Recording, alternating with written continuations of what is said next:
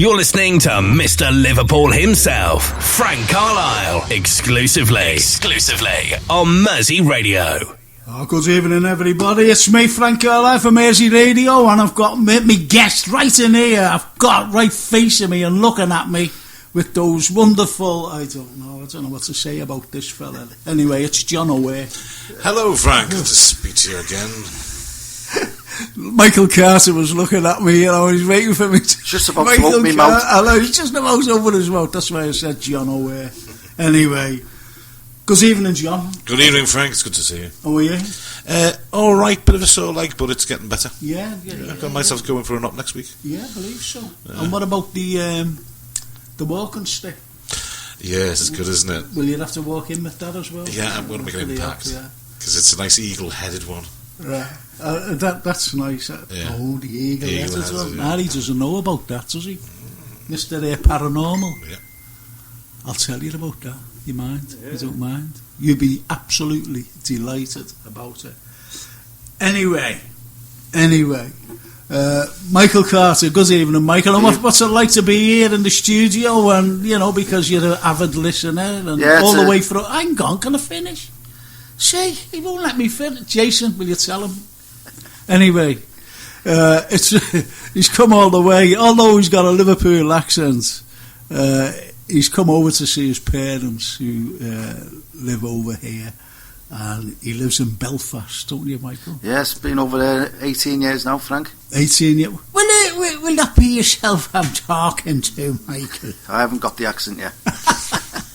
But anyway, what's it like being back over here and being in here, the studio? It's an honour being in the studio, Frank. Thank you very much for inviting me. No, it's a great pleasure. It's a great pleasure. We'll be talking football later on, by the way. I hope you're aware of that. And right facing me, we've got a guest who we'll be talking to in more depth around 8:15, and that's the lovely Jamie Williams. And Jamie's a paranormal expert who goes out to debunk, I must add, these paranormal things that happen. And so it's good evening to you, Jamie. Hello, Frank. Good to see you again. How are you? I'm fine, thanks very much. Fresh all the way from Anglesey. Yeah, I believe you're over there. And you've got. Are you going to talk about a little house there or something? It's a fella I met. Bryn Jones, fantastic fella. Bryn Jones there. I wonder if he's any relation to Tom Jones there, boyo.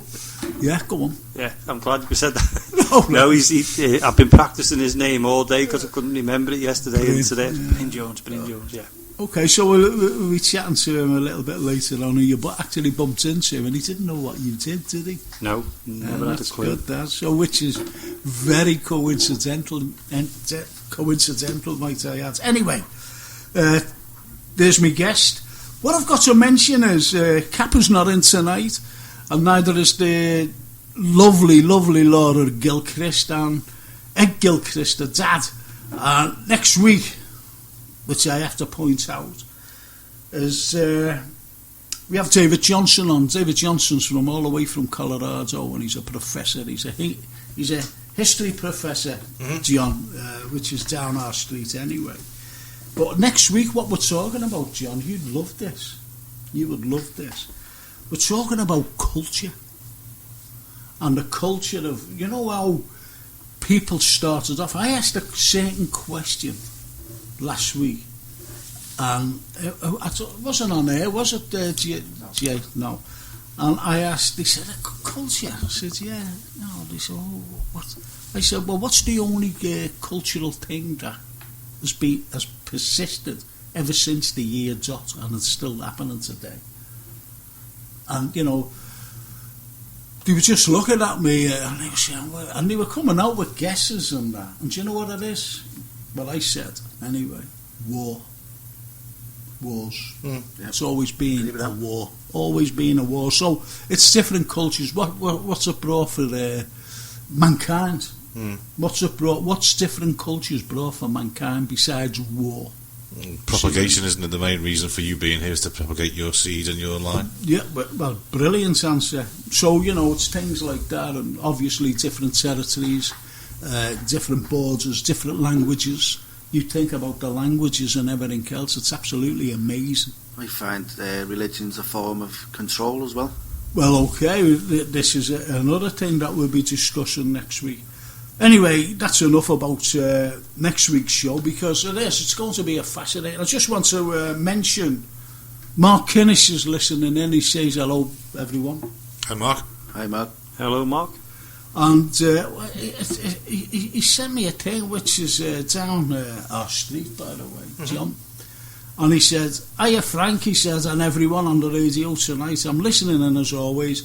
I thought I'd send this to you, Frank, to maybe show and mention the old Gaiety Cinema in Scotland Road. Sadly, well gone. Well, I used to go there as a kid to the Saturday matinees. So, if you don't mind, during a history segment, I can give it a few mentions." I was going to ask you a couple of things about the cinemas, in Britain, in Liverpool. There was hundreds of them, wasn't there? Well, the thing is, do you know what the first one was built? Purpose built. Well, it was up in Walton, actually, Bedford Road, and it was the very first cinema. They knocked it down just a few years ago. Right. Funny enough, everyone was screaming, "Don't knock it down," because it's historical. And do you know what the very first purpose built one was in the city centre? Shall I tell you what it was? Yeah. It was the Futurist, and they've only knocked that down last year. Where was that, Frank? The Futurist. Yeah. It's in Lime Street. In Lime Street? Yeah. Oh, they've just done that new development, haven't they? Yeah. So that was a lot of controversial stuff anyway. So this is it, you see. It's that sort of scenario. But I'll be talking about that, Mark, just a little bit later on, after a song that we'll play, which is That's Life, That's Life. Who sang that, boys? Frank Sinatra. Did I sound like Frank Sinatra there? No. Okay. Only after he died. No good at singing, Frank. I tell you this every week. Jason, what did you invite him for? He's done nothing but insult me and flashing his big baldy head at me. Anyway, Maureen Gibbons is listening, and can you say hello to Maureen? Hello, Maureen. Yo, Mo. Hello, Maureen. Hello, Mo. So, and Jason put his thumb up and said, hello, Mo. So it's hello from us. And do you know what she keeps asking about, Jay? When is Andy Gamble coming on? No, I've said, listen, Andy Gamble, we're always asking him, but unfortunately he's working, he works, doesn't he? And Jason nods his head, never says a word. Anyway, it's like, you know what it reminds me of, Jason, what you do there? I talk to my little 5-year-old granddaughter, on the phone, and I'm talking away to her, and I'm saying, "So did you like it then?" And I could hear her mother in the background saying, "See, yes, stop nodding your head, he can't see you," or shaking your head, So, it's the innocence, isn't it? Jason, innocence. Anyway, it's we're going to have a lively show tonight because we've got some smashing songs as well. As I said, we've got That's Life by Mr. Sinatra. We've got This Old House by Shaky, and who sang All Right Now? Free. That's it. Oh, what a man! And rocking all over the world. Great song. Oh, see. And hey girl, don't bother me. Hey girl, don't bother me. Just go away, come back another day. Don't bother me. You sang that? It's an old one, that one. It is an old one. Before my time, that one. No, shut up, you. It's not before your time. Blimey, look. Go on. What do you think, John? You know what? It's not, I can't think of it. Just go away, come back another. Brilliant. Oh, there's Michael Carton. Oh, no. Awful.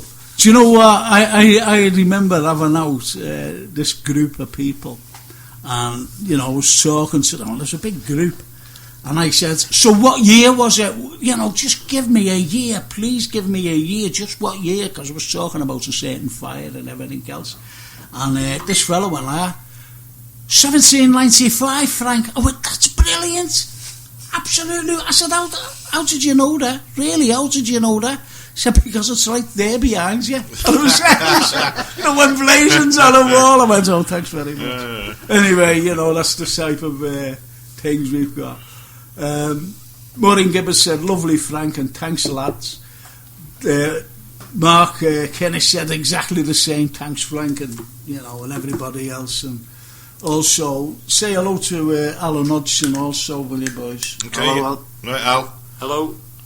See the way Jamie come in there, he's just going to take a mouthful of water and he went, hello, hello. Anyway, tell you what, shall we go over to That's Life, because this is what I feel like singing. That's Life. You know when I'm talking to you lot.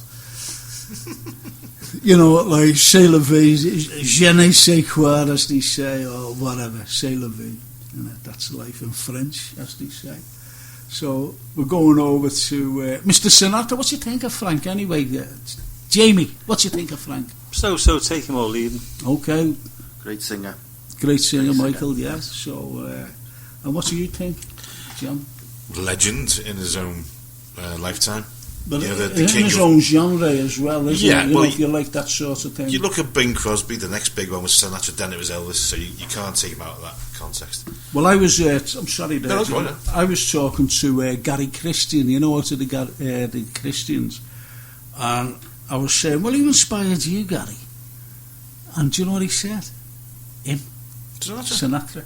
Really? I said, really? Again, it's just like your reaction there. I said, exactly. I said, really? He said, yeah, because if you listen to him, every syllable you can understand. Oh, yeah. And he's right. He said, he's like an instrument where you can understand the instrument, what they're saying, what the instrument's saying. There's a reason behind that, because he was very good at diction, and he was very good at English when he was at school in Hoboken, and we ended up writing a book with his second music producer on how to sing and how to hit certain different types of diction in singing. Yeah. So he's an expert in that and coached a lot of other young singers as well. And I didn't know that. Yeah, I see what I mean about fellow historians and people who do actually know about music and things, because we have had we have Gilchrist also listening in, and Ed will be on next week about this culture thing, and conspiracy theories and everything else in a few weeks' time. So, it's great to get an understanding of my guests, because they've all got something to give. They've all got something in their own field. Just like you, Michael, you love your football, don't you? Yeah. You're very passionate I like about the conspiracy ones as well. Conspiracies, yeah, because we have spoken about that. And also with Jamie Williams, our guest, and right after the song we'll be talking about him. But it's... and Ed said, hello, Frank and boys, listening to the show, and thanks for giving us a mention. So, say hello, boys. Hello, boys. Oh, hello, Ed. All right, Ed. Hello, Ed. Yeah, there you go. All right, Ed, so don't forget Laura next week, and Mr. Kappa will be talking about different cultures, which is absolutely fantastic, because different cultures, what you've got to understand is that culture, not only one of the great cultures of any sort of culture around the world is music, along with mathematics, am I right? Mm-hmm. So let's go on to Mr. Sinatra, and That's Life.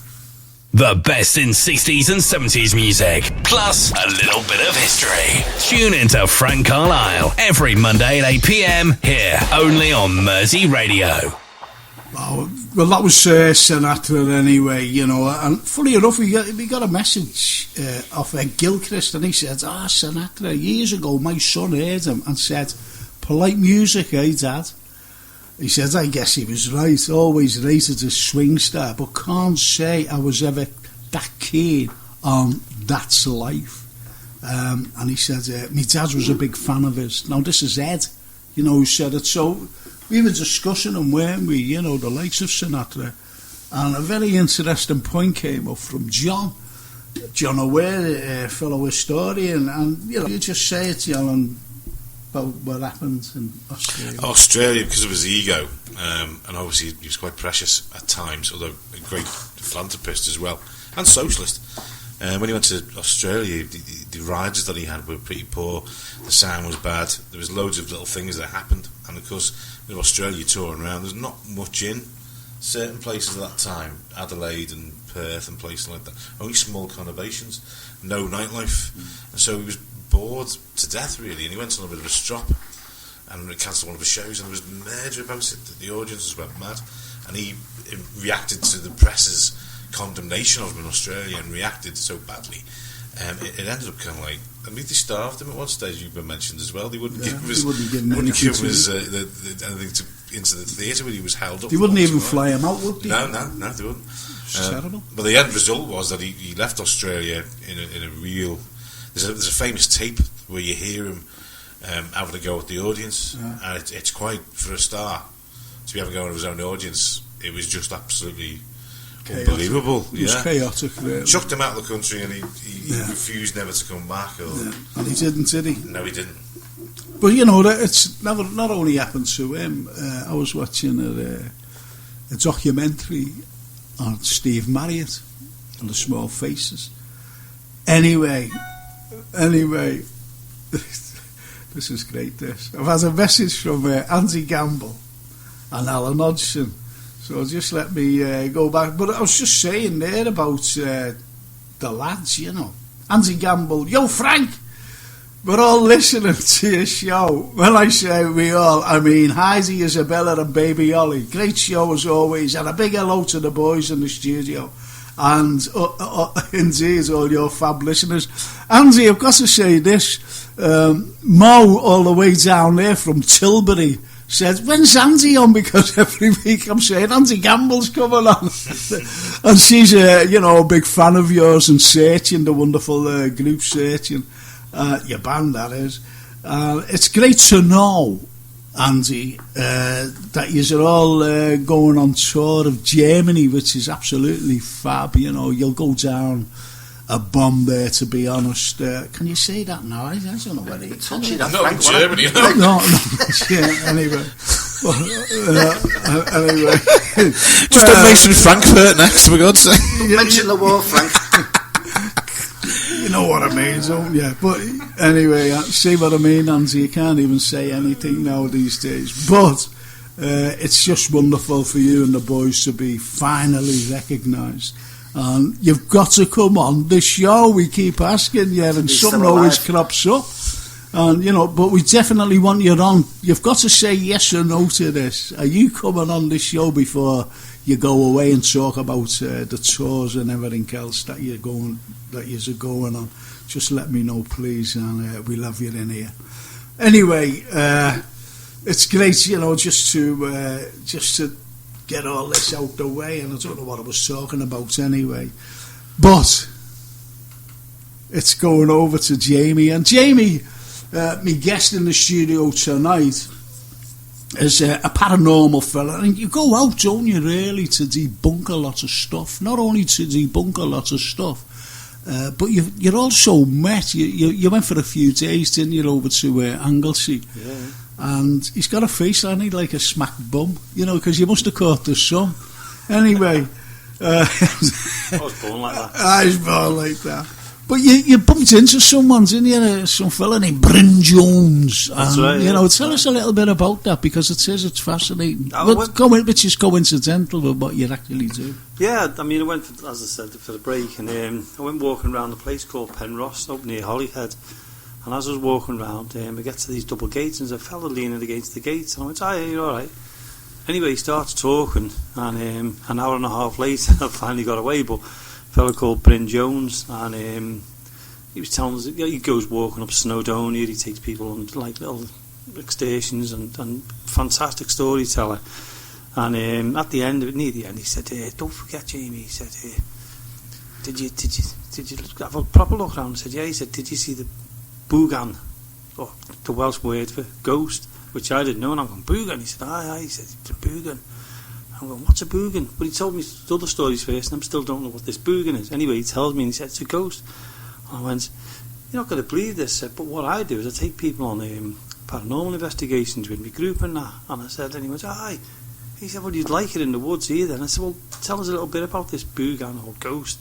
So he started telling me that what it was is in these woods. A few people have gone there, and they've obviously committed suicide there. So he said the spirits are there. Can I come in here? Yeah. Can I come in there? Because there's a woods in Japan where they actually do the same. Yeah. So carry on, I'm sorry there. I know that one because the body, the items are still there. Yeah, they leave everything right. there. And anyway, as we were talking, he said, "You love it here."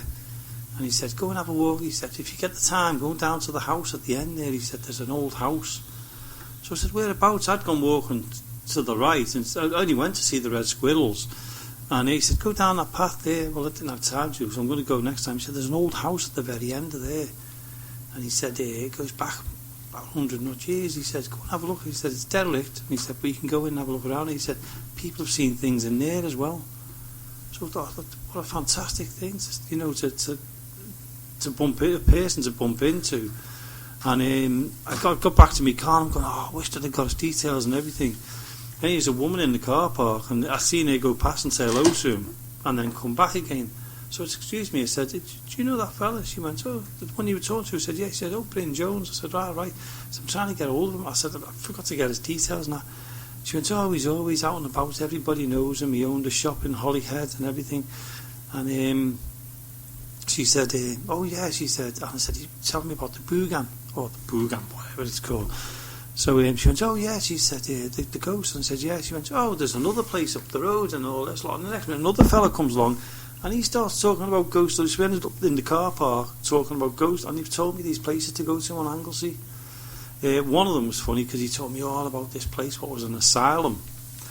And this he'd been fishing, he'd come by, and he said, if you go down there past Triada Bay, what we were talking about before, Bay, yeah. go down this windy road. And he said, "There's an old building up there." And he said, "You'd love it." He said, "It used to be an asylum." He said, "It's fantastic." And I went, "Do you know what?" I said, "I'll go there." And he said, "Oh no, you can't go there now." I said, "Why not?" He said, "They've turned it into flats." And I went, he got all excited to find this asylum on Anglesey. But it just shows you that no matter where you go, even if you don't tell them what you're doing, for some reason or other, it turns round into paranormal. The thing is, as well, with the likes of Anglesey, which you did know, by the way, John will confirm, during the AD 43 Claudian invasion, the Druids were hated by the Romans because they did human sacrifices. They just hated anyone who did human sacrifices, the Romans, and they cornered them. They got right up and they chased them all the way into Anglesey and slaughtered them. And many, many years ago, I was up in my Auntie Leah's caravan in Triada Bay there, boy. And I was talking to a couple of Welsh people, as you do, in Triada Bay. And they said, "Oh, well, how can I I never sounded Welsh there, did I? Anyway, but they were women. And they said to me, "What are you doing here?" I said, "I'm on holiday, I said, "I'm in my auntie's caravan." They said, "You're a bit older, are you, to be I said, "I'm only 49, what's the matter with you?" Anyway, no, I wasn't 49, I was only a young man.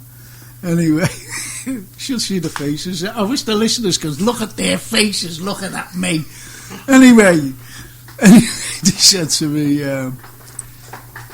they mentioned this place, I forget what it was now, and she said, because I told them that I was studying about the Romans at the time, I said, I'm studying about the Romans, and she went, oh, right.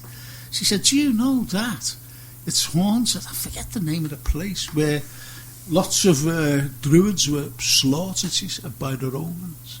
And it's around there, and it was like a wooded area and a field.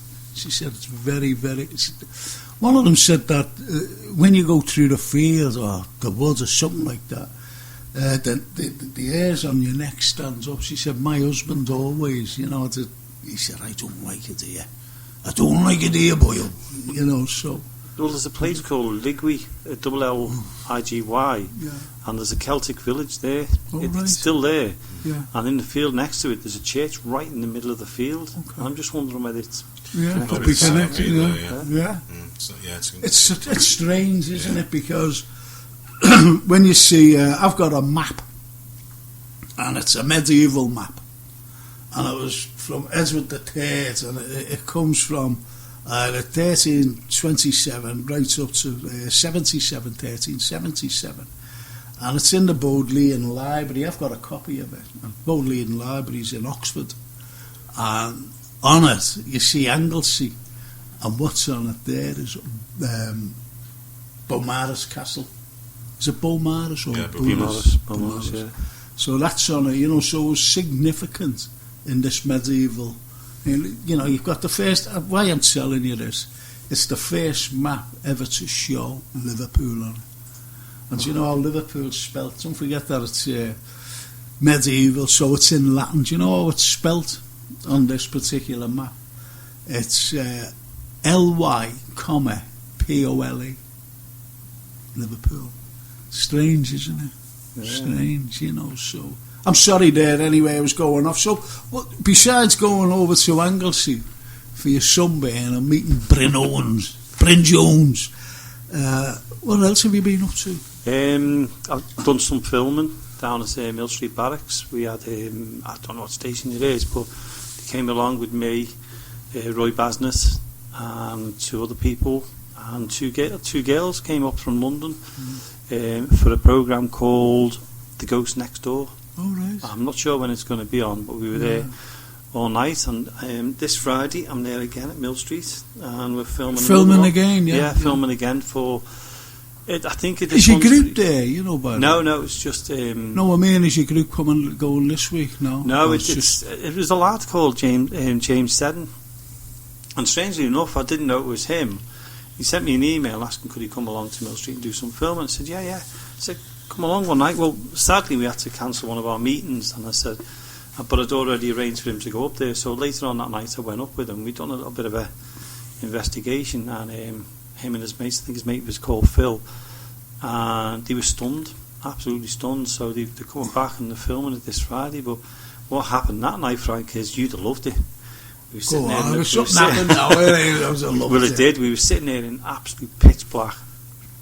Couldn't see your hand in front of your face, and we were sitting there and we were talking. And he said, "Go on, give it a call out." So I'd done a call out, and I'm sitting there and I'm looking. I was saying, "I'm sure I can see something. I can see a light." And I was calling for this person who knows the female, Claire. So we were calling up, and I didn't think anything. That next minute was a light, and you could actually see the light moving, and it was going from like the right across to the left, but you could actually see it moving. Was it like an orb or? No, it was an actual light. It wasn't an orb, it was just a real proper light. No. We couldn't work it out, and we knew there was no lights on in the cellar. And the next minute I said to James, I said, "Can you see it, James?" And he could see it, and then his friend Phil started seeing it. And the more I called, the lighter it was getting, and it started to form into something. Wow. But we had to stop because James's friend, I think his name was Phil, if I remember correctly, he had never been on an investigation before, and he couldn't believe what he'd seen. So we had a little bit of a break, and we stayed there, but we had a little bit of a calm down and that, and then we carried on. And the same light appeared again, and the more I asked it to appear, the brighter it was. Best I've ever seen there, but light-wise. Did it light up the room, or no, it didn't was light it up the room. It was just the light there? Yeah. But as I was asking it to become a bit more clearer, it started to take a form of like a shape. And you said I was loved that? Yeah, it's a lovely. I know you was taking the Michael for 3 seconds. And, I was gone. They were just amazed. So we're back there on Friday. We're doing some filming for. It's going to go on a YouTube program. What he's doing on the paranormal. So it should be interesting if we can get something like that, or even a fraction of that would be fantastic. But both James and this Phil lad, they walked away astounded. Was any of them frightened in any sense? Phil, poor Phil was like, I don't think he was. I think he was more shocked. I tell you, that's a very good point that Jamie Mayer brought in there. The thing is, what's the difference between shock, if you like, and fear? Is there any difference? Yeah, fear, you'd be out the room. Shock, you'd be glued to your chair. No, you're right. I think it's because you can differentiate between the two. I think shock is more. You're not frightened of what's going to be there. You're more. Didn't expect that. Yeah. And I don't think he expected it, and he couldn't comprehend what he'd seen. No. Because I think he went in, he was a skeptic, and he did say he came in quite calm with it, and he was fine with it. But once the atmosphere changed, and this thing, whatever it was, I mean, I can't explain it, because we did look, and I did go in the other room to make sure that, well, I didn't go in the room, I don't go in that end room, but we made sure there was no lights coming through or anything like that, and there was no lights in there at all. It was pitch black, and there was no. So this week, when is it? Friday. Friday, yeah. So Friday, you're actually filming this now. Mm-hmm. So Wendy Wet, was that more of a recce last week? Exactly. It was a recce because I just said, I'll still open up for you, because we'd cancelled our meeting that night because we had the GhostQuest meeting that night, and we cancelled it. But obviously I'd organised for him to come along, and I couldn't change it, so I had to go about 9 o'clock, or 9:30, and I said, do you want to do a little bit of half an hour down in the cellar? So that's what we did. We, didn't expect it. I didn't even know I was going to do that night, so it was just a recce, and I said, well, why would he? Let's do a little bit of an invest. Do you think when you're in places like that and it's quiet, you start imagining you're hearing things? Well, I mean, you don't know me. I've done over 300 investigations in Mill Street Barracks, so I know if there's a little noise, I'll know what it is. I can say, that's the pipes, that's the door, that's this, that's that. What we saw that night, I can't explain it. And I was like Frank says, I try and debunk everything before I say, there's a possibility there. I couldn't explain that light. Well, I worked in, when I was younger, 19, I worked in the Wellington pub in Liskeard. And I've been down the cellar 100 times. But I went down this night, and I could feel a presence down there. And I come up white, absolutely white. I could feel it, the presence down there. That's the first time I've had that experience. But that's what it's like. You know yourself. If you can go somewhere hundreds of times, and then there's that time you can't explain it. And that's what it was like that night. I just could not explain what I saw. I mean, even Jimmy know me 12 years, around 12 years now, and even he was saying that was amazing, because I've done an investigation with Jimmy before, and the strange thing was that we'd done it in the Citadel in St Helens, and we actually heard someone on the stage, and I said it was crying, and he said it was singing, but I think Jimmy's more right, because it's a stage, isn't it? When we got out on the stage, there was just nothing there at all. But I think he was as surprised as anything, because he went home that night absolutely, high on what we saw. Still I'd like to go on one of them nights, to be honest. I always say we're welcome to go anyone. Yeah. But there's only a few of us that night anyway. If you've got like 10 to 15 people, then you can start trying to explain things and that, because you've got a lot of people in there. But if there's only a few of you in that room, then you've got more of a chance of picking things up and seeing more. Because how are you going to film it, Jamie? Will it be filmed with night vision? Night vision cameras, yeah. Can I be honest with you? The amount of times that I've heard people saying they've seen things, experienced things, and even experts, the ghosts seem to be very canny, shy. Yeah, when the cameras are out. Yeah. What I've seen as far as like physical evidence is very few and far between. And when you do see it, a lot of it you think, oh, that's just a hoax. There's no way that's real. Well, exactly, and I've said this on Frank's show before, and I believe it completely, is that technology now, you can do anything you want with it. You can add ghosts to scenes, you can do anything, even with audio. As you know, I don't do special effects now, so you can add anything to anything. And I think it's harder now to prove it than it ever has been, because there's so much technology. I open up for groups, and I've seen them bring technology in the room which would make NASA proud. What's happened to we like our basics. We don't like all these technical stuff. Go back to the basics. Now that night with us, we had nothing. We had nothing, just a torch, and that was it. We were back down to basics. If I'd have had a K2 and God knows what else in, we'd have had. I don't think we'd have had the same thing. Do you ever remember that scene, 3 men and a little baby? And in the background there was a door open, a little jar, and there was a child. Yeah. Meant to be a child. Yeah. They said that was a ghost in the film. Well, listen, we've got to leave that now, unfortunately, because we've got this old house, like shaky. There's some. So he's got that coming on now. Andy Gamble will be made up at me giving a little song there. He'll want me to go on as a tour, to Germany. I'm doing a little bit of Shaky and a little bit of Elvis and a little bit of everybody. What do you reckon? Wunderbar. Do you think I'll go down well? Oh, stop with these faces. I'm glad we're not on that. What is it? Periscope? What is it? Telescope? What is it? Periscope. You'd be good at clearing the night out, at the end. Like Bobby Cushing and oil rig. Right. Anyway, we're going to play this, and then we're going over to another special guest. Greatest story in this fella, John O'Ware. Anyway, here's the old house, this old house, by Shaky Stevens. The best in 60s and 70s music, plus a little bit of history. Tune into Frank Carlyle every Monday at 8 p.m. here, only on Mersey Radio. Wasn't that brilliant? Well, next week as well, we've got, besides the Captain and everybody else, we're going to have Andy Gamble in as well, and he's coming straight down to so that's great. He said I'll be finishing 10:07. I'll head straight down to you, and I said that'll do me. So Andy Gamble, you've got Andy Gamble on next week, and we'll be playing a load of his songs anyway, which is absolutely fantastic. And Alan Hodgson comes in and says, "Say hello to your guest for me." That's Alan. And funny enough, we mentioned Alan, so you'll have to say it. Hi, it's Alan. Hello, Alan. Alan. There you go. So thanks, Alan, for there's loads listening in tonight, by the way. Got them all from Carol Anderson Francis from Washington. How about that? Hi there, hello. Hey, hello, Frank. Hey. And Carol Brown, all the way from Aylwood, and she said, "I love your singing, Frank." Yeah, look at the faces on them, look. Can't believe it.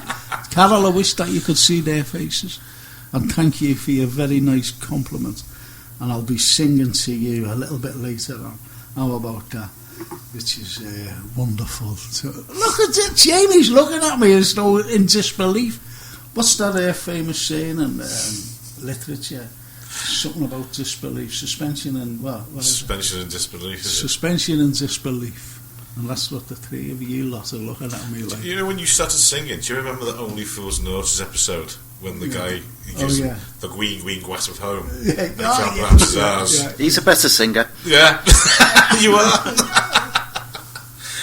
That's that was the faces that we were sitting looking at you when you were doing your stuff. Yeah, and Carol says you're welcome. Now you can tell that she's listening here, and I'm not making it up. Know what I mean? Thank you, Carol. Sincerely, honestly, you want to see the faces on these two? Even Jason, that makes them fall. How much was the check? Oh, they are, see? It's bribes now. I could have these on for slander there. Me and Carol. No, other people can hear it as well. I know.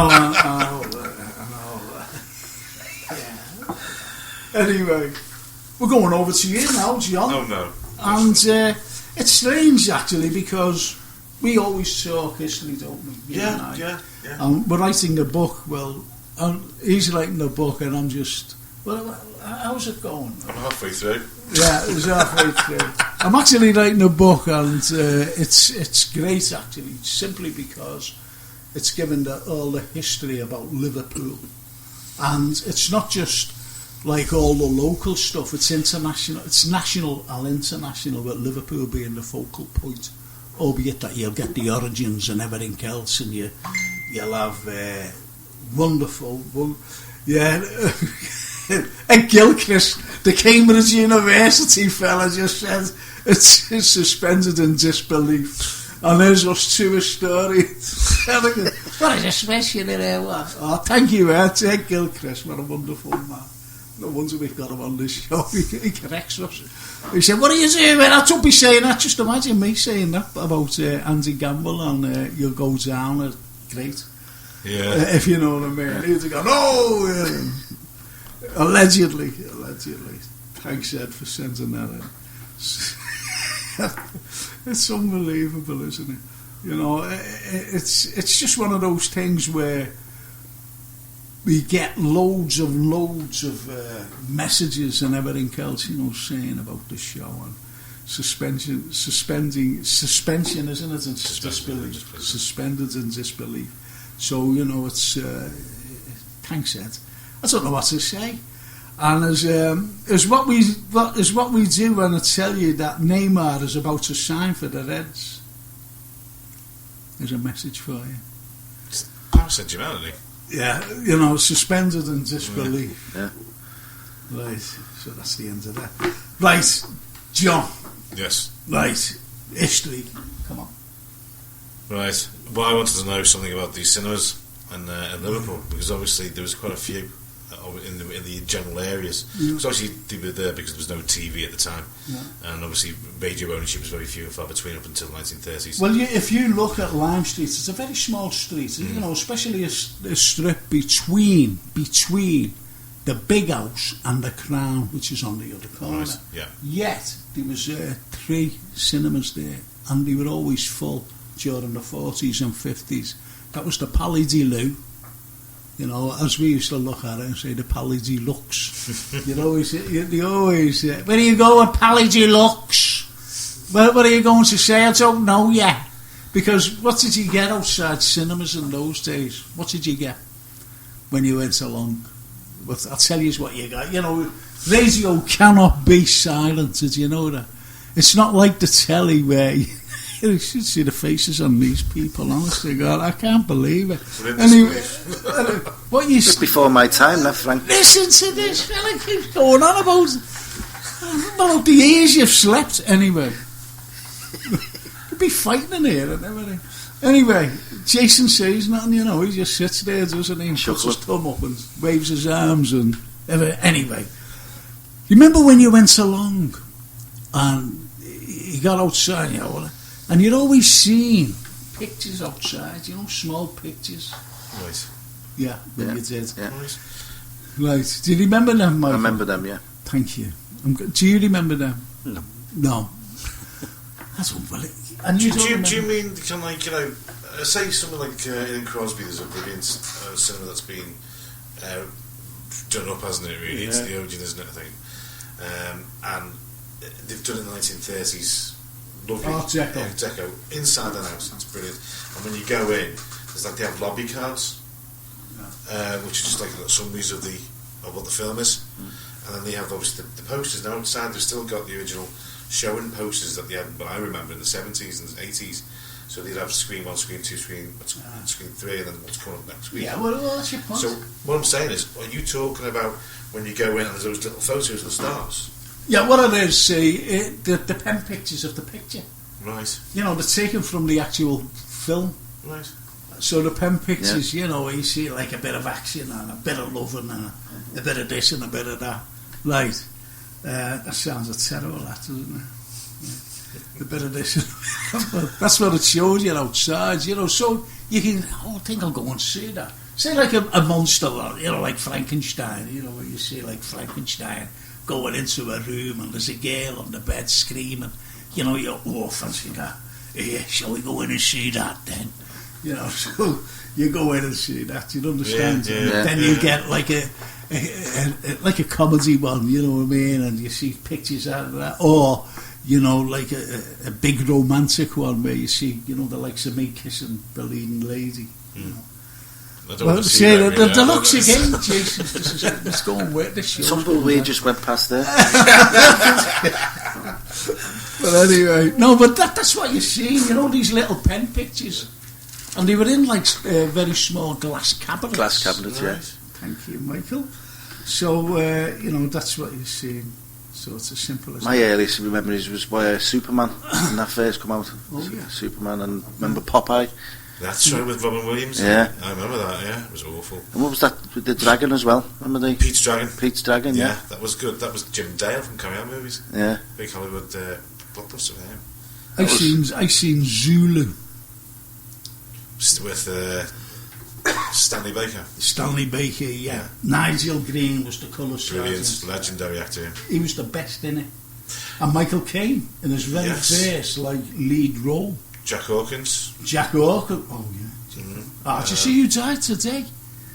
Sam Shepard. Oh, from Bloodline. Brilliant actor. Yeah. Brilliant. And Jean Moreau. Jean Moreau. Jean Moreau Really? died, yeah. Oh my word. How old? Now? Believe it or not, Jean Moreau was 81 years of I age. thought even older, to be honest. Did you? Yeah. Well, she could have been 89 then. No, but I think she was 81. Really? Fantastic actress. Beautiful as well. And Sam Shepard. That's a shock, that. Sam Shepard. Great actor, great writer. Did you know that he wrote that space one? What was it? I forget what it was called. True story. The About Apollo the 13. Apollo. Apollo 13, was it? Yeah, Was it Tom Hanks? Tom Hanks, yeah. I didn't know that he wrote that, no. My word. That was a fantastic movie, actually. I didn't fancy it, but when you sat down, it was just captivating. It was. Well, It was a pen that saved him, wasn't it? Yes, that's true, yeah. So yeah. what? A pen A pen, yeah. saved him. Yeah. It wasn't a fishy one, was it? It was No, it wasn't a big. So go ahead. That's, even Mark Kennish there, he sent a picture of the Gaiety. And I used to go there when I was a very young boy, you know, to the Saturday matinee with my little mates and, you know, sitting there. I couldn't do it today, you know, because it was just noise. Yeah. Yeah. It was all noise, and we used to see this fella coming down in a suit, and we all big cheer. And then he just put his hands out, you know, just put his hands out, and everyone stopped, and it went dead quiet. And then he just, you know, as soon as his hand went, you know, started to rise, you know, for the, you know, it was the signal, wasn't it? It was the cue for the film. Big cheer went up. It's like a football match, you know. And then it all went quiet again. Because what you had on the cinemas then were serials. You just had serials, you know, for the kids, which was absolutely fantastic. Intervals then as well. Yeah. You know, Well, go the intervals, Yeah. like as I said about Zulu. You know, I remember that, and I went to see my uncle Tony. He just got married. He brought me to see Spartacus, you know. Spartacus. Right, so I was Yeah, sitting there Douglas, like that, then the interval come on, and he went, "Yeah, I'll go and get 3 ice creams." And I went, "I won't." "You go and get 3, I said, "I won't." And he gave me a smack. You know what I mean? I said, "Go and get 3 ice creams." You know what I mean? Spoil the old film for me, you know, the second half. Like, Yeah, you can always tell in some of those old movies as well, because they were epic. So I was watching 10 Commandments with Charlton Heston the other day, and it goes on for 3.5 hours, and there's one scene, and it just goes black, and the music continues like a steering, and I think Charlton Heston is banned into the wilderness before he comes back and saves the Hebrews, and you can tell that's exactly where the interval was. And there's another stop as well when he goes up to the mountain with the 10 Commandments themselves, and smashes them. Brilliant. I always remember, funny enough, you mentioning that. I always remember this. Charlton Heston saying, and it really nearly ruined the film. And he was being interviewed, and you know, you can imagine Hollywood, can't you? You know, with all this publicity and everything else, spending loads on the publicity. And Charlton's getting interviewed, and he went, "I don't believe in all that religious stuff." He said, "Moses with 10 Commandments." And, you know, they went mad. You know, the old publicity office went mad. Even, I don't know who made it, Metro Golds were made. Oh, well, at the very beginning of that movie, the way that it's presented, if you look at the titles, it says based on these 3 books, and then it says, of course, the holy scriptures. And it's all done in a very respectful. This is a historical account of the leading of the Jews out of kind of Egypt. It's obviously not the case at all, but absolutely brilliant. Kind of, you know, presentation that was actually, this was like, you know, something that was factual as well as anything else. And some of the acting now is really funny. It's very hammy sort of stuff. I just sneezed there, and I blew all the microphones off everyone's ears. I'm sorry about that. But listen, John, you know, as I said about writing this particular book, and we're putting like different aspects of like Liverpool in it. Mm-hmm. Say, like for example, the Second World War. Yes. Just like for example, And yet we have to bring in the Americans right into it, because they mobilised there. They actually mobilised there, you know, when they first came into the country in 1942 after the attack on Pearl Harbor. So we'll be telling about the attack on Pearl Harbor, not a load of it, but you know, it's got to be represented along the way, and why the Americans came in. And also before the war, what we'll be talking about as well, that the Italian community, which was here in Liverpool during the 30s, 20s and 30s, especially the 30s, you had Italian children, you know, who are here now, you know, they were here, and especially other children of Italian parents who emigrated here, went around collecting money for Il Duce, Mussolini, you know, because they was helping the people back home. And they used to walk around in processions in black shirts. It's quite interesting angle of the war, really, because you had prisoners of war stations outside Liverpool as well. That's right, indeed. And when remember the stories of children recanting when the Germans came in to throw stones and pieces of bread at them and things like that. And when the Italians went past, the Catholic communities were more sympathetic because they didn't really understand. The Pope was an Italian, so the Italians got treated a little bit better than the Germans, which meant that quite a few Italians actually managed to stay in England more than a lot of German prisoners. Well, the likes of Jamie, you've got a camp up in Huyton, haven't you, somewhere? Yeah, it was on Longview Drive, on the corner there, St George's Fields. Yeah. I actually knew two of the prisoners out of the Rolf Rylander and Eric Hurst. Yeah. And there was a play written about them called They Were All Some Mother's Sons, and it told their story within the camp. So I know they quite well. I've actually got the map of it. It's very relevant when you're saying about war and how it affects and the bonding of nations. Because we see like the Passchendaele service today, and the celebration of 100 years. It's amazing watching modern German military members taking part in that service and remembering all those people in the First World War who were just ordinary fellas from whatever country they were. Working class, man. Yeah, and thrown into that circumstance, it could have gone either way. And it is to remind you really that they are human beings and they're just carried by fate or particularly country you are in, as what religion you might be, depending on which community you're part of. Well, this is it, you know, because during the First World War, just prior to the First World War, one of our great fellas went over to Germany to work with Geiger, you know, Geiger Council of Fame, and it was Sir James Chadwick. And when war broke out, he was incarcerated in Germany, and he had to spend the entire First World War in jail. You know, well, whether he was in jail as we know, because he was a great scientist. And what did James Chadwick? What was his claim to fame? Any idea? I'll tell you what his claim to fame, which is going in the book, by the way, and that will be going in the book about these people. Liverpool lecturer, and he actually split the atom along with Rutherford, and they had to go on the one of the most secretive of all secret projects, and that was called the Manhattan Project in the States. No one could get it, no one knew about it, no one, and all of a sudden, you know, they had to say, listen to the British, listen, we're doing this thing, and they said, well, why didn't you let us know? We're not going. They said, we didn't want anyone to know, and we need two of your lads to come over. That's Chadwick and Rutherford, and they're the only two people outside America, you know, of being American, that went on to split the atom. It's amazing because Chadwick was one of the ones who initially was part of the Black Knight Project, which was in Woomera in Australia, trying to build the British bomb, until the Americans gave that information as part of the deal for the exchange of information.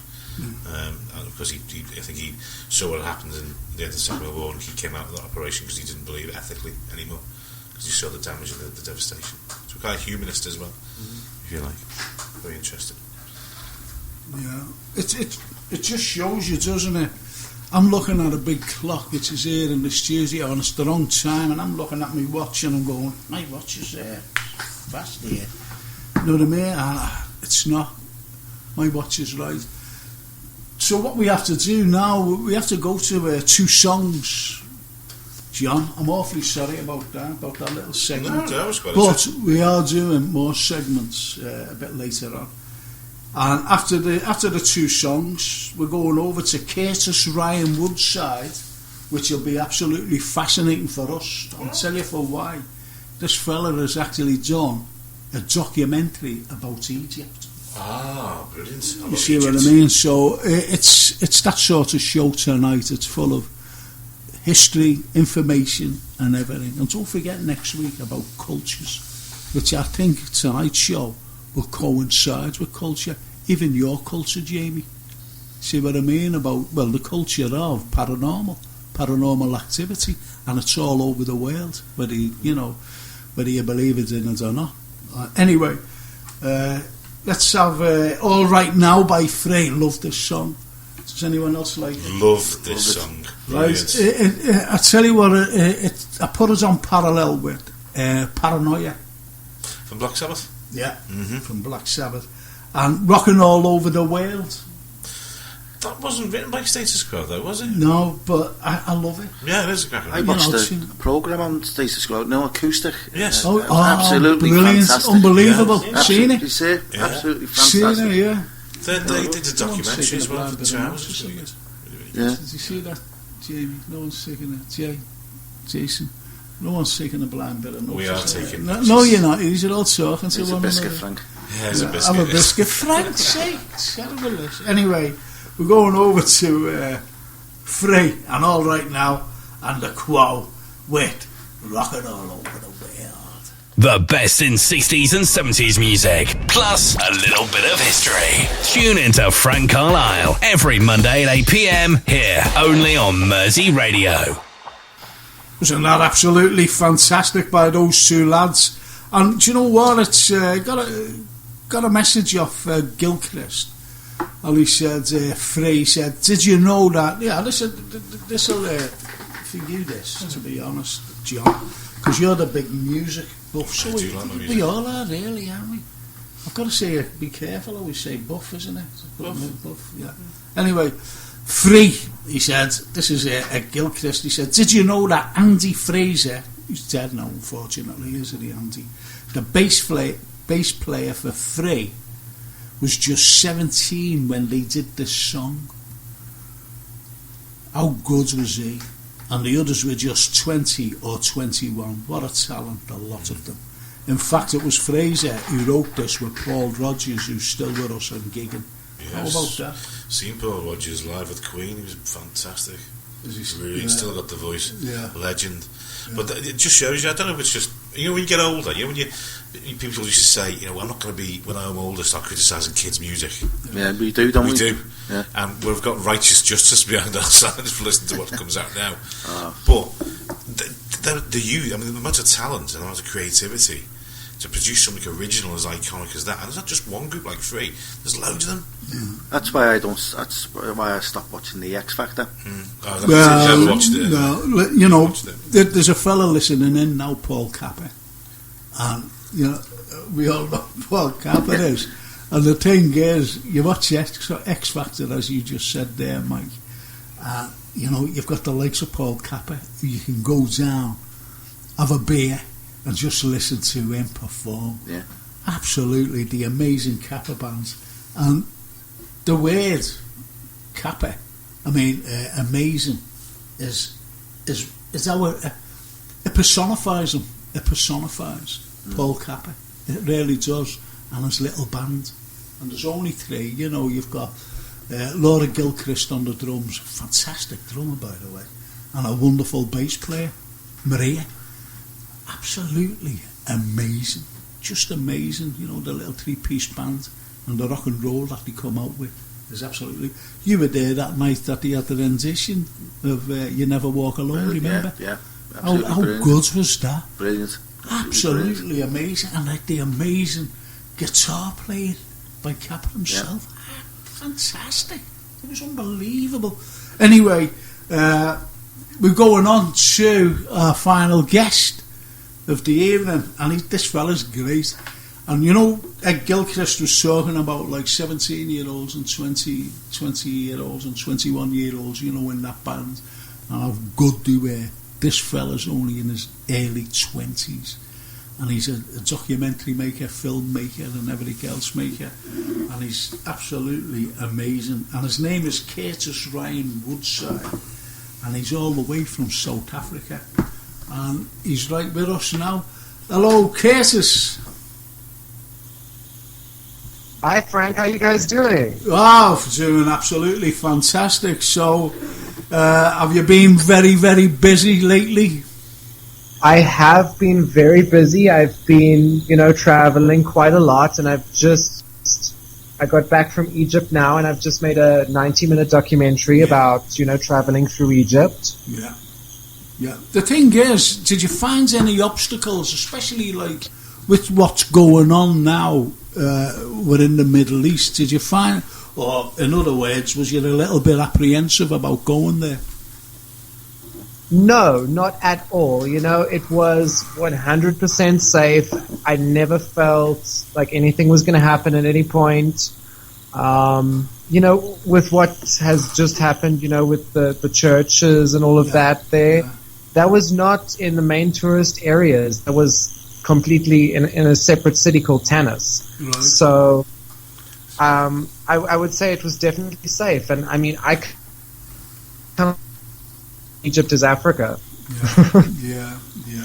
Well, listen, can you tell the listeners what your documentary is all about, please? Well, I have been obsessed with ancient Egypt since almost my whole life. And I decided, for my 22nd birthday, I'm going to go to Egypt, spend over 2 weeks there traveling from the top of Egypt to the bottom of Egypt, and just exploring all these ancient monuments and things that I've been wanting to see. And really the film is mainly about traveling through Egypt, but also about me. I have this very big obsession with Queen Nefertari, the queen of Ramses II. Yeah. And that was really the big highlight for me on that trip. Yeah. The thing is as well about Egypt, everyone associates Egypt with the one and only. Every time you mention ancient Egypt, especially, two names always come up, but one of them is synonymous, and that is Cleopatra. Did you do anything on Cleo? You know what? I did talk about her a little bit. The next time I'm going with it, we're going to be going to Dendera Temple and Philae Temple, which is Dendera was built by Cleopatra the Great. I mean, there were 11 queens called Cleopatra. But yeah, Cleopatra is not really. She came much later in the New Kingdom. I fully understand that, Curtis, but can you understand the way some, people, the majority of people, and me included, and even the lads here, if you said two names, give me two names, if you'd say to them, or 10 out of 10 people would always say, if they knew anything at all about Egypt, they'd come out with two names, and that's Cleopatra will be one, and Tutankhamun the next. Exactly.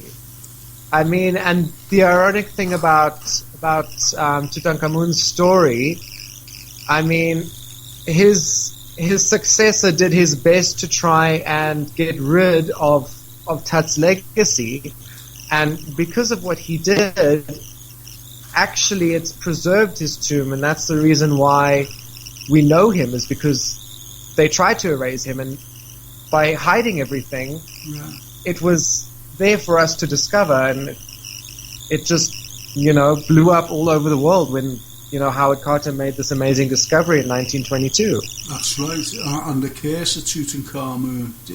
Have you done anything on that? No, it's, because people are fascinated by Listen, are you sitting outside by any chance? No, I'm I'll inside. I'll tell you for why. It sounds like crickets, in the background to you. There's a little noise coming through. It doesn't matter. It's not spoiling anything. It's just that we all felt a little bit exotic. The crickets. I thought you were actually in Egypt, actually. Yeah, exactly. I would like to say that, by the way. I'm sitting on the Nile right now, Skyping you. I've got amazing signal out here. Oh, really?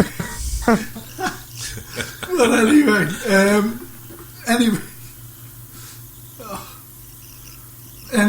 I can't. I've got messages through. You see, that's all. I'm just saying this is fascinating stuff. Carol Brown, she said, this is fascinating stuff about ancient Egypt because you're right, Frank. She said, and John, by saying that the likes of Tutankhamun and Cleopatra, and it's the wonderful pyramids. It's the wonderful pyramids that are synonymous with Egypt, and Lawrence of Arabia, as she said. So, yeah,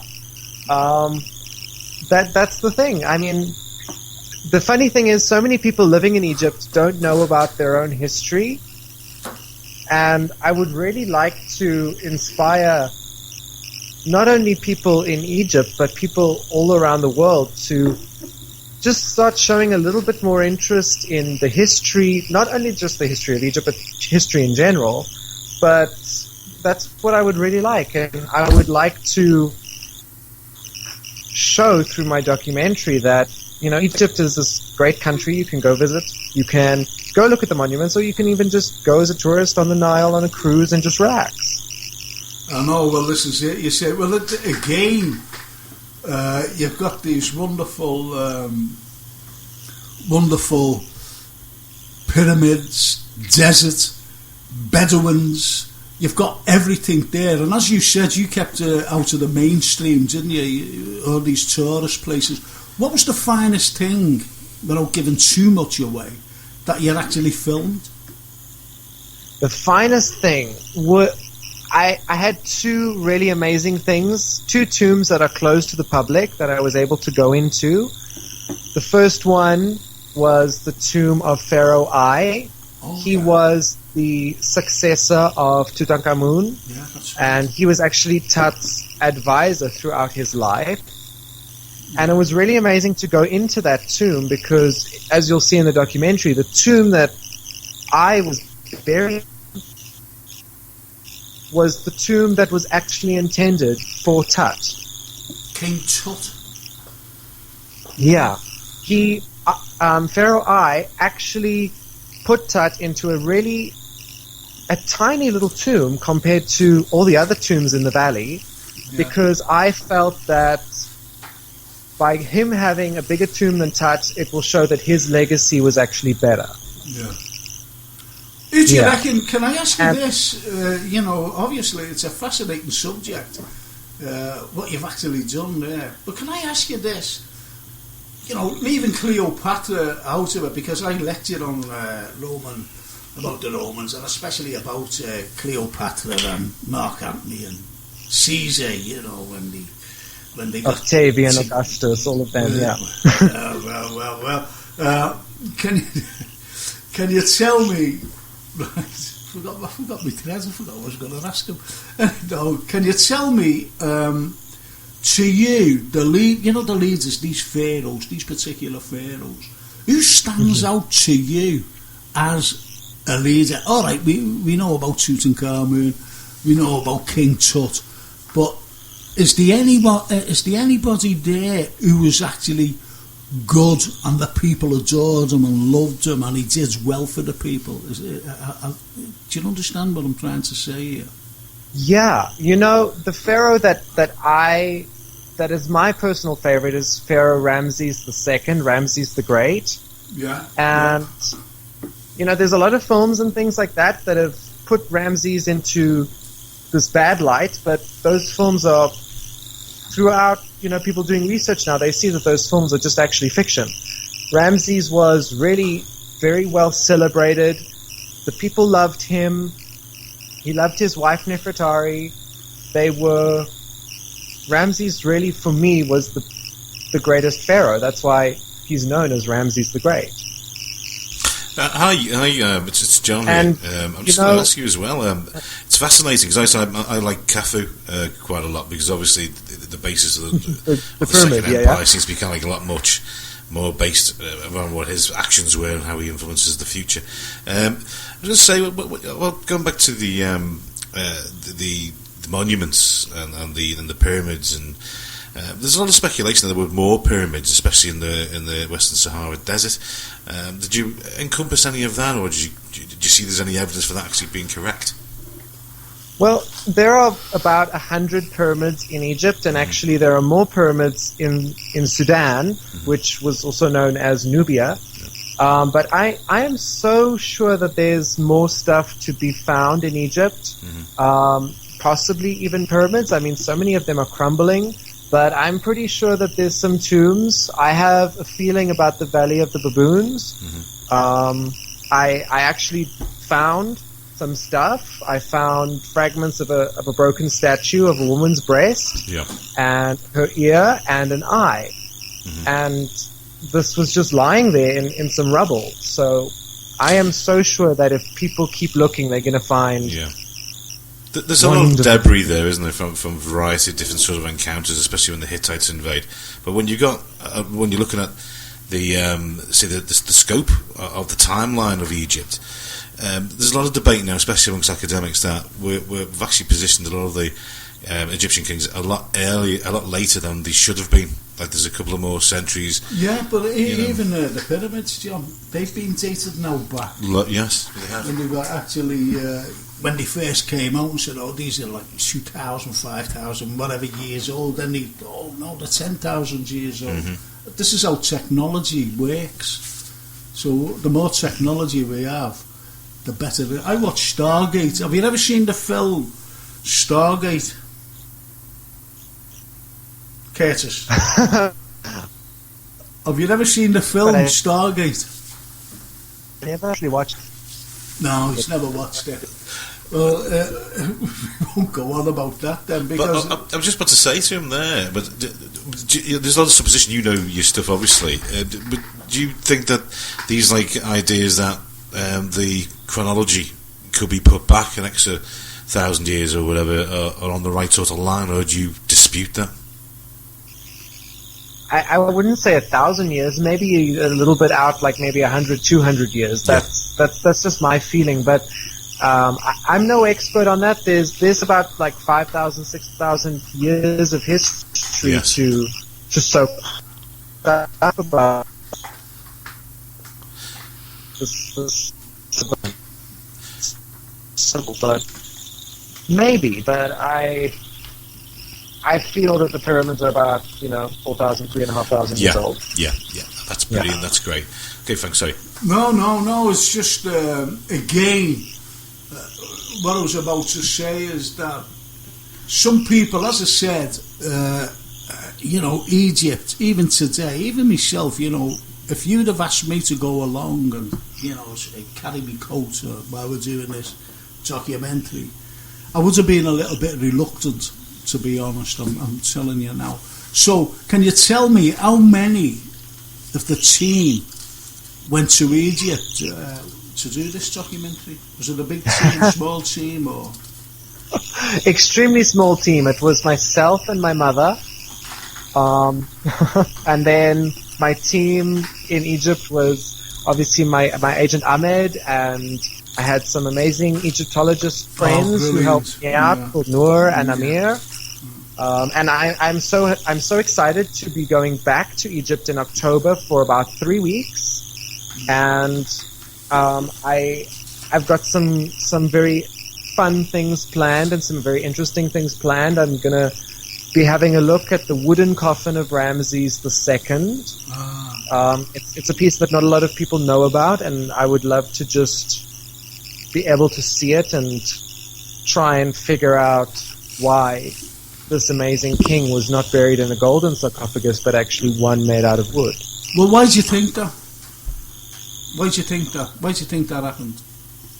Well, they did move all the royal mummies. The priests, when all the tomb raiding was happening, they moved all the royal mummies to preserve the bodies and put them in one tomb. So I think maybe they put him in that coffin to carry him across because it was lighter. But another theory that I like to think about is there were a lot of pharaohs who didn't bury themselves in gold coffins, such as Pharaoh Susanes. He buried himself in a silver coffin because he believed silver was more valuable than gold.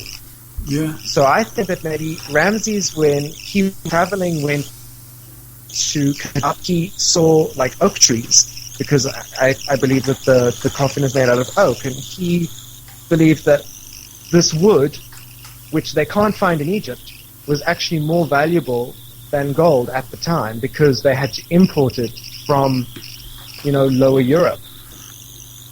Yeah, well, this is it. Do you know what? We just had a message in. This is through this, and they just tuned in because they tune in every week. And we were talking about it, and don't forget that this fella's just tuned in, right? And he said, Frank, he said, that's French.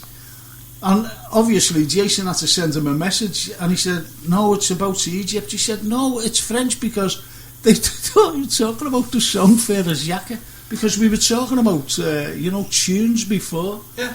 Pharaoh Jacques. No. Anyway, I'm sorry, I'm not spoiling anything for you. It's just that, anyway, Jason put him straight and said, and he apologised anyway. But it's absolutely fascinating. How did you cope with the weather?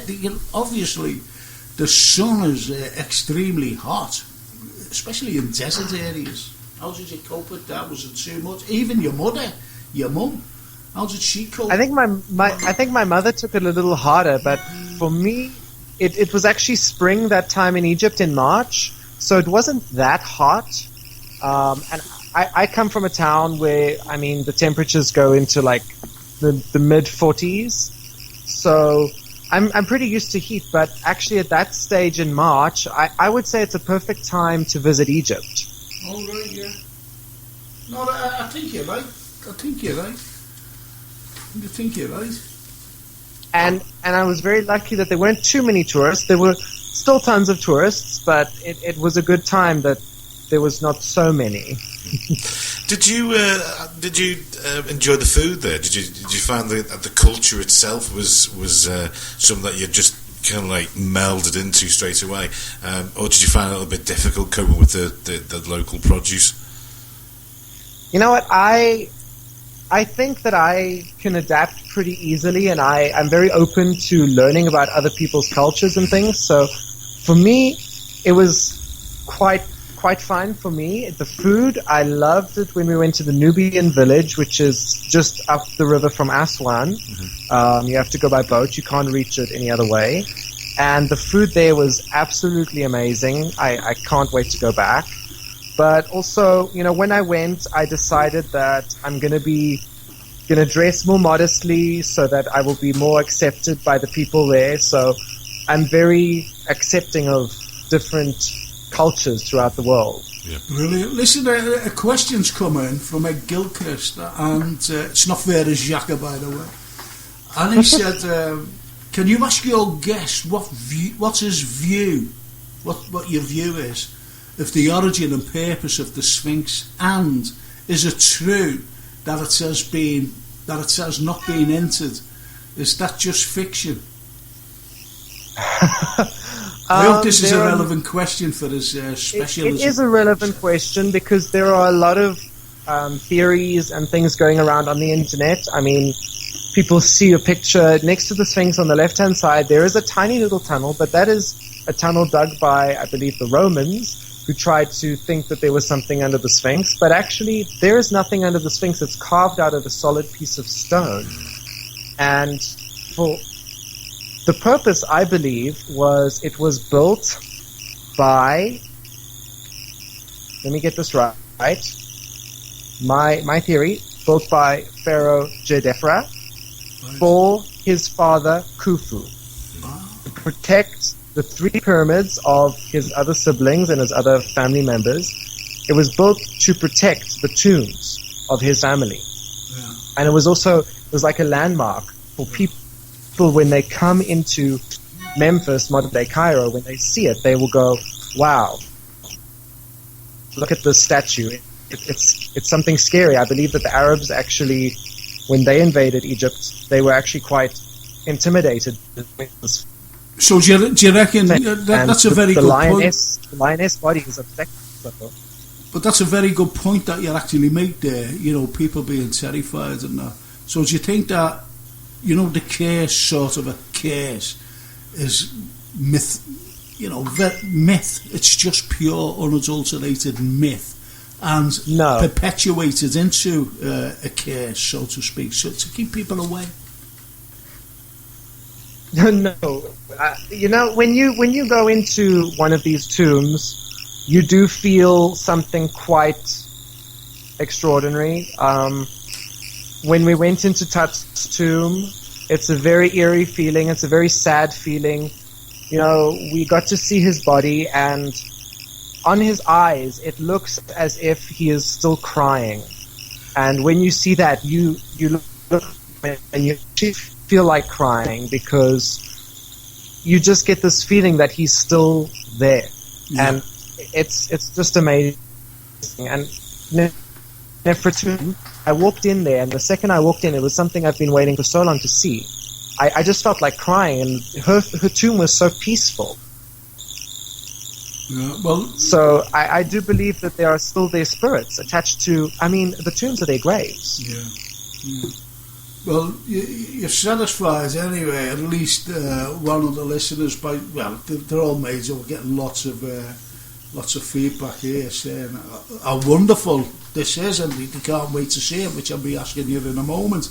And Ed Gilchrist says, "Thanks a lot," he says. "I like that, Hare. So well done, you. That's absolutely amazing." So, can you tell the listeners where we can see this, or what's it going? Is it going on DVD? Is it going to be televised? Or so? Can you let us know?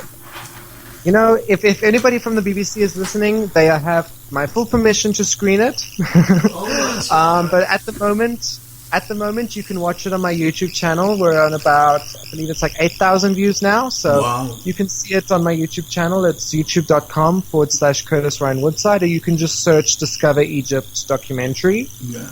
And if any of the listeners, have any questions about ancient Egypt or just want to have a chat, feel free to contact me on my social media, Instagram, Facebook, whatever. Yeah. That's absolutely wonderful. To be honest, Curtis, you've done a remarkable job. Ed Gilchrist, who asked a question, by the way. I know there was only one question, unfortunately. Everyone else was just, I don't know, they were just listening to your wonderful little chat, shall we say. He's actually a Cambridge University man, so it's just for him to say thanks, and he likes your theory. That's a big feather in your cap, to be honest. Well, thank you so much, because I'm not a trained Egyptologist. It's just from doing my own research over the years. I would love to study it more, but I have been receiving a lot of messages from many Egyptologists who are actually thanking me for my documentary and for helping improve the image of Egypt. And for me, that's what I wanted to achieve. So I'm so glad, and I just hope so many more people get inspired. I think you will, because you're so young as well, and you've got a lot of years ahead of making documentaries and showing the world. It doesn't have to be on Egypt, but it could be on anything. It could be on Mersey. Absolutely, because I want to do a documentary, and maybe you can do it for me. My ambition is to do immigrants who actually came into Liverpool on the way to America.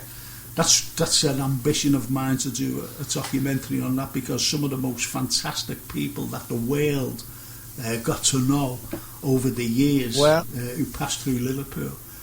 That's what I'd like to do. We have to talk, Frank. We have to talk. Absolutely. I'll keep you to that, by the way. And if I tell you all about it, I think you'll be over here like a shot. Anyway, Curtis, it's a big thank you. Give my love to your mum. We want you on again, by the way, before October, before you go back to Egypt, and let us know a little bit more about what you're going to cover in Egypt again. Yeah, anytime you want to have me on my favourite radio station, which is Mersey, let me know. Yeah, absolutely, and Jason will be in touch, and we'll have you on very, very soon. Thank you so much, Curtis. Thank you so much, Frank, and you guys have a great evening. Bye, Curtis. Goodbye, Curtis. Goodbye, Curtis. Bye-bye now. Bye-bye, Curtis. So anyway, that was Curtis Woodside. What do you think, boys?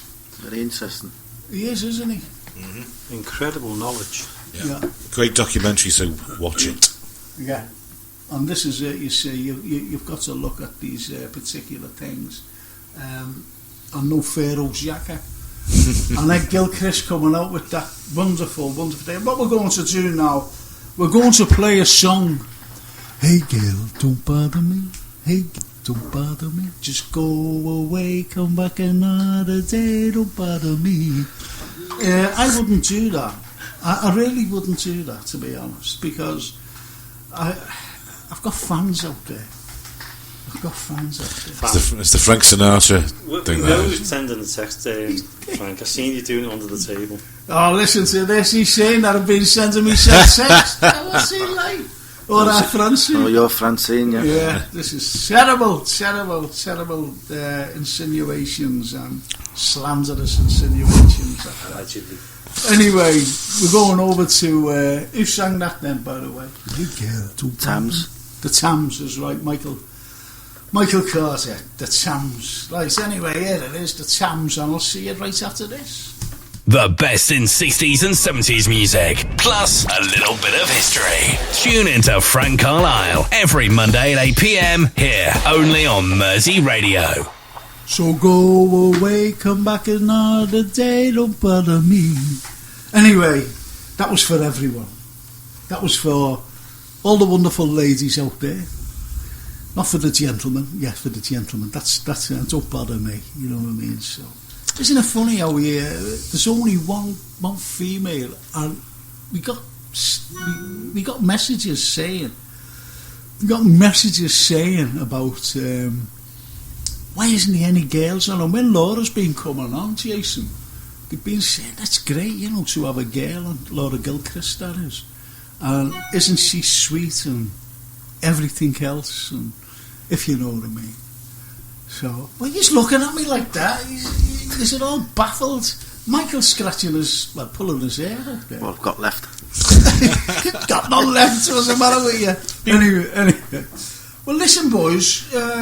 You know, we haven't got our Hollywood correspondent on tonight because she's doing something very important, which she's going to be telling us about next week. Oh. Josephine Whittaker. You know, so she's, as you know, she's over there in Hollywood. She said, I can't make it, Frank. I'm sorry. I'm doing something very important, which I'll let you all know about next week. So I said, okay.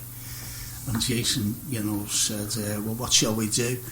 So what we'll do, we'll talk a little bit about football. Now, I'm going to ask individually, boys and girls. Oh, girls, well.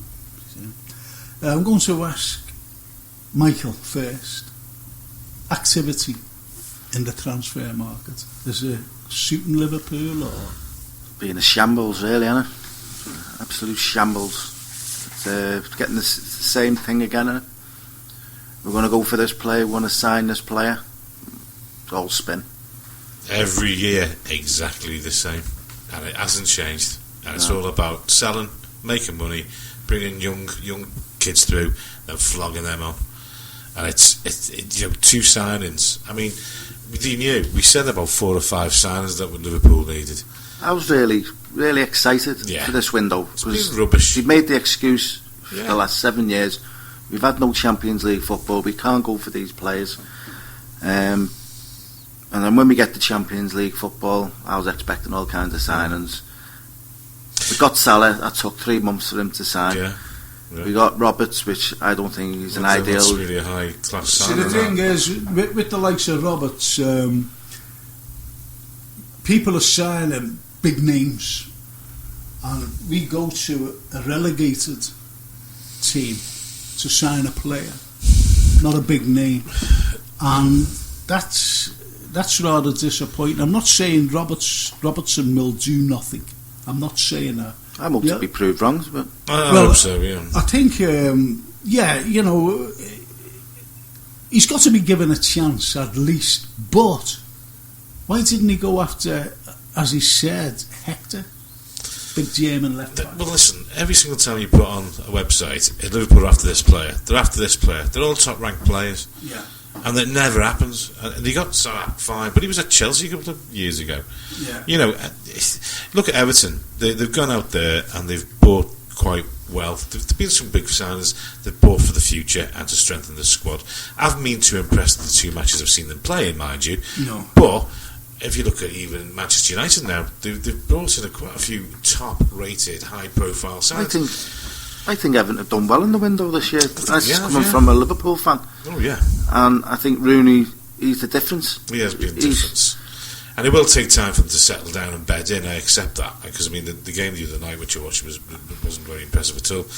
But, as you say, at least they've got something there to build on. Liverpool, you're still short of 3 decent players and a few squad players as well. Yeah, Look at how they're having kids on the bench again. Well, I've just been looking on through the Facebook there, and we've got Klein could be out injured. Yeah.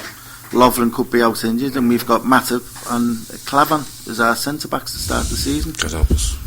You know what I mean? And you look at our bench, it's weak, absolutely weak. See, the thing is, with that, he's brought in Solanke, and he scored, didn't he, against Hertha Berlin? Yeah. You've got to say, this is the next level. This is the next level. We needed players up and running. We needed the experience, because the level I'm talking about is challenging for the league. We never challenged last season, no matter how. We finished fourth, we were so far behind. Not only that, we're in the Champions League as well. So therefore, we needed the players. We need to strengthen the defence. We need to strengthen that. And if it doesn't be strengthened, it's back to square one. It's back to square one, no matter what. Who's stopping us? You know, we seem to be going in for all these players and nothing's happening. It's publicity. It strikes with a bit of a whip, and it gives the profile of the club at just a higher level in European terms. But actually, everybody knows now. We're onto it. We've been onto it in the last 5 years. It's the same old. Nothing gets followed through. Fenway, quite happy, as I say, taking the money from transfers. Coutinho, the fact that Coutinho hasn't gone this so far, I'm shocked, because I thought he was gone. I think it's Klopp's adamant, isn't he? He's not But he must be, because I think if he'd gone, that would have been it. You might as well just say outside the top 6. I was one of the ones that wanted Klopp in, and I'm starting to think now: is he a yes man? Is he? I seem to, yeah. I see your point. Is he a yes man? Because why doesn't he stand up to these owners and say, "Look, these are the players I want. I want them." We have said, Frankie, we've got you back up on this one. A couple of months ago, we did say that. Klopp really was probably our final sort of chance at getting a big manager in that would do a job. Well, no, because Ancelotti, he was up for it, and he was my favourite. Yeah, he was. You know, not only me, but a lot of people. Yeah, get Ancelotti, because he's been proved in the Premiership. Now, whatever ever was said between the club and Ancelotti, he just walked away immediately. Yeah. Do you understand? But Klopp, okay, he proved it in some certain terms with Borussia Dortmund. He did. You know, there's no question of that. But this is a different kettle of fish. Now, okay, this is his 3rd season coming in, and to me, he hasn't done what he should have been doing, and that's the defence. I don't think we're any further forward. No, not with the signings. You know, look, the way I look at it, if he gets the defenders we need, and he needs a hold, and I'm talking about class, I'm not talking about potential or anything. I'm fed up with these potential. If we get the class that's needed as a holding midfield player, I said a left back, so you can kiss that left back goodbye. We need a class right back now, but not just a class right back, but we need a class centre half. And I'm sorry to say this, I don't like criticising anyone, but we need a goalkeeper as well, a top class goalkeeper. We missed out on Joe Hart, and we've been saying that if just for even a temporary measure for the next 2-3 years, Joe Hart would have been perfect. Yeah. What about Rayner? He was a free. And Rayner's gone to Newcastle now, isn't he? I think. Has he gone to Newcastle? He's going somewhere like that, yeah. No, I just don't think we've gone any further forward. We have gone backwards. Keeper since Rayner, I'll give you that as well. Yeah. But I mean, we haven't won a trophy in a long while now. It's starting to get a little bit, dust bowl. Yeah. 7 years. Yeah. You know what I mean? And at the time I'm talking, we haven't even got a League Cup. 2 finals last year, lost 2. Yeah. Yeah, Which is worrying, because when he said Benitez or Julio, when you get to a cup final, you know he guarantees of winning it. Yeah. Or having a 50-50 chance. Both those other finals, Sevilla was just an absolute mess. Nah. You know, and then the Man City one, that was opportunity spurned. Yeah. You know, and No, you're spot on there. It was an opportunity there spent for the simple reason. I was a bad art because no matter how you look at it, people say, "Oh no, I don't need him." He's better than what we've got, and he's experienced. Yep. Yeah. And he's a leader. And I think He's that a leader. defence, and commands his box. He is. He's huge as well. You know, I think the defence would have had more confidence in him because I don't care what you say. The goal against Leicester scored, it was the same old. Yeah. As every. Do you go along with that, Jamie? Yeah, I mean, seen the goal. I mean, we were all over Leicester for quite a bit there, and all of a sudden, straight down that wing, Bang, bang, right bang. across, header straight into the back of the net, and your heart sinks. You think the defence again. You know, they just didn't read that fella coming in. Do you think the writing was on the wall beginning of last season, the Arsenal, when we won 4-3? Yeah. yeah. You could see how the season was going to pan out. Yeah. And then when we come to Bournemouth, that's when the wheels fell off. It's always against those smaller clubs, isn't it? And then Yeah. the games you've got to win. You know. No, I understand that, but during that periods of between coming up to the Easter, shall we say, coming up to the spring and the Easter, we started to get a momentum back, but that destroyed us, just that Bournemouth game. You could see the way the players were coming off the field. You could see them drained, and this is where we said we haven't got the squad to carry on here. And that's when, don't forget, we were top of the league in the November. We got to the top of the league in the November, and as someone mentioned there, the wheels fell off. Anyway, I've just got to say thank you, lads, for coming in. Michael Carter. Thank you, Frank. Jamie Jason. Williams. Thanks very much, Frank. And Gianna Way. Thanks, Frank. Can I just give a quick shout out to the Dublin 15? The what? Dublin 15. I'm going to be meeting in Dublin for the match. And that Francine might be going. And hopefully any listeners are listening. I'll see you in Dublin. Oh, that's great. And the Dublin 15. Thank you so much for listening in and tuning in and everything else. And Miss Carol Brown, she's just texted in and said that's absolutely fantastic. Alan Hodgson, Mark Kinnish, Andy Gamble, Paul Capper, Ed Gilchrist, and everybody else who's been listening in, and Mo down there. Absolutely fantastic it's been. It's me, Frank Carlyle, until next week with the Culture Show, which is going to be absolutely extraordinary. It's me and the lads saying a big thank you for tuning in, and without Jason Pennington and his wonderful producer, the show wouldn't have gone out. Anyway, it's bye-bye from me, and see you all next week. Thank you so much. Bye-bye now. Bye.